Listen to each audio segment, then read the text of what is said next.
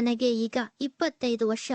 ನಾನು ಇಂದು ನಿಮಗೆ ಹೇಳಲು ಹೊರಟಿರುವಂತಹ ಕತೆ ಸುಮಾರು 3 ವರ್ಷದ ಹಿಂದೆ ಮೈಸೂರಿನಲ್ಲಿ ಓದುತ್ತಿರುವಾಗ ಆಂಟಿಯ ಜೊತೆ ನಡೆದ ಘಟನೆ. ಆ ಘಟನೆ ಏನೆಂದರೆ, ನಾನು ಡಿಗ್ರಿಯನ್ನು ಮಾಡಲು ಮೈಸೂರಿನ ಒಂದು ಕಾಲೇಜಿನಲ್ಲಿ ಸೇರಿಕೊಂಡಿದ್ದೆ. ನನ್ನ ಊರು ತುಮಕೂರು. ಆದರೆ ನಾನು ಓದುವ ಕಾರಣದಿಂದ ಮೈಸೂರಿನಲ್ಲಿ ಒಂದು ಚಿಕ್ಕ ರೂಮ್ ಮಾಡಿಕೊಂಡು ಓದುತ್ತಾ ಇದ್ದೆ. ನನ್ನ ಮನೆಯಲ್ಲಿ ಯಾರೂ ಕೂಡ ಇರಲಿಲ್ಲ. ನಾನು ಒಬ್ಬನೇ ರೂಮ್ನಲ್ಲಿ ಯಾವಾಗಲೂ ಇರುತ್ತಿದ್ದೆ. ನಮ್ಮ ಮನೆ ಓನರ್ ನಮ್ಮ ಮನೆಯ 2ನೇ ಮಹಡಿಯಲ್ಲಿ ಇದ್ದರು. ನಾನು ಆ ಮಹಡಿಯ ಮೇಲ್ಭಾಗದ ಒಂದು ಚಿಕ್ಕ ರೂಮಿನಲ್ಲಿ ಇದ್ದೆ. ನಮ್ಮ ಮನೆಯ ಓನರ್ ಒಬ್ಬರು ಆಂಟಿ ಆಗಿದ್ದರು. ಅವರು ನಾನು ಆ ರೂಮಿಗೆ ಹೋದಾಗಿನಿಂದಲೂ ತುಂಬಾ ಚೆನ್ನಾಗಿ ನನ್ನೊಟ್ಟಿಗೆ ಮಾತನಾಡುತ್ತಿದ್ದರು ಮತ್ತು ಅವರು ಏನೇ ಮಾಡಿದರೂ ನನಗೆ ತಿನ್ನಲು ಕೊಡುತ್ತಿದ್ದರು. ಅವರು ನನ್ನನ್ನು ಯಾವಾಗಲೂ ತುಂಬಾ ಹತ್ತಿರದವರು ಎನ್ನುವ ರೀತಿ ಮಾತನಾಡುತ್ತಿದ್ದರು. ಆದರೆ ನನಗೆ ಅವರ ಮೇಲೆ ಏನೋ ಒಂಥರ ಮೋಹ. ಅವರನ್ನು ದಿನನಿತ್ಯ ಮನೆಯ ಮುಂದೆ ರಂಗೋಲಿಯನ್ನು ಬಿಡುತ್ತಿರುವಾಗ ನಾನು ಮೇಲಿನಿಂದ ಅವರನ್ನು ನೋಡಿ ಅವರ ಸೌಂದರ್ಯವನ್ನು ಸವಿಯುತ್ತಿದ್ದೆ. ಹೀಗೆ ಒಂದು ದಿನ ನಾನು ಕಾಲೇಜಿಗೆ ಹೋಗಿ ರೂಮಿಗೆ ಬರುತ್ತಿದ್ದೆ. ಆಗ ಅವರು ಮನೆ ಮುಂದೆ ನಿಂತು ನನ್ನನ್ನು ಮಾತನಾಡಿಸಿದರು. ಏನು, ಇವತ್ತು ಇಷ್ಟು ಬೇಗ ಕಾಲೇಜಿಂದ ಬಂದೆ ಎಂದು ಕೇಳಿದರು. ನಾನು ಅವರೊಟ್ಟಿಗೆ ಮಾತನಾಡುತ್ತಾ ಅವರ ಮುಖವನ್ನು ನೋಡುವ ಬದಲು ಬೇರೆ ಕಡೆ ನೋಡುತ್ತಾ ಮಾತನಾಡುತ್ತಿದ್ದೆ. ಅದಕ್ಕೆ ಅವರು, ಹಲೋ ಪ್ರವೀಣ್, ಏನು ನೋಡುತ್ತಿದ್ದೀಯಾ, ನನ್ನ ಕಡೆ ನೋಡು ಎಂದು ಕೇಳಿದರು.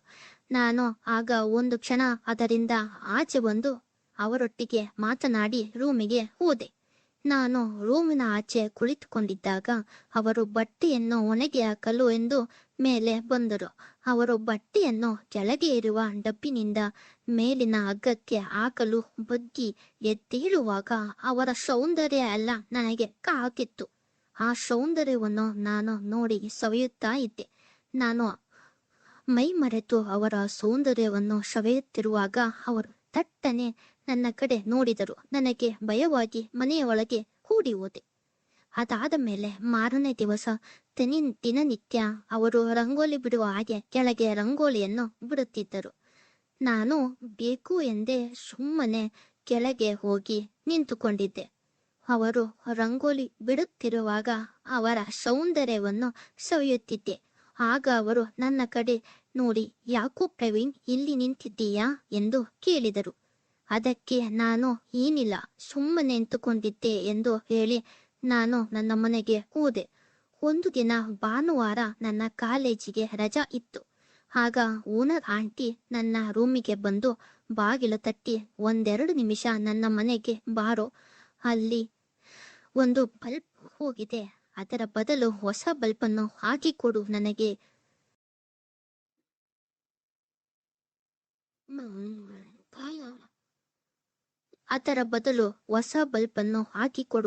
ಅದು ನಿಲುಕುತ್ತಿಲ್ಲ ಎಂದು ಕೇಳಿದರು.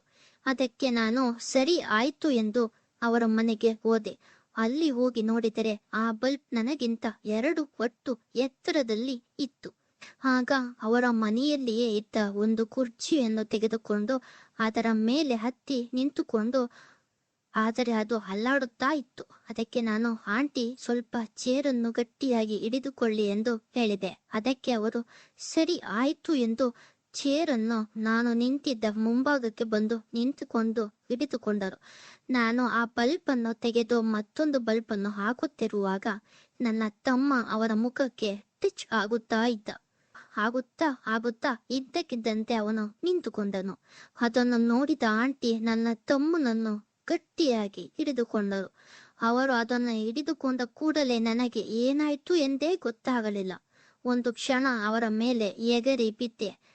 ಅವರ ಜೊತೆ ಸುಮಾರು 3-4 ಗಂಟೆಯವರೆಗೂ ಅವರ ಜೊತೆ ಆಟವನ್ನು ಆಡಿದೆ.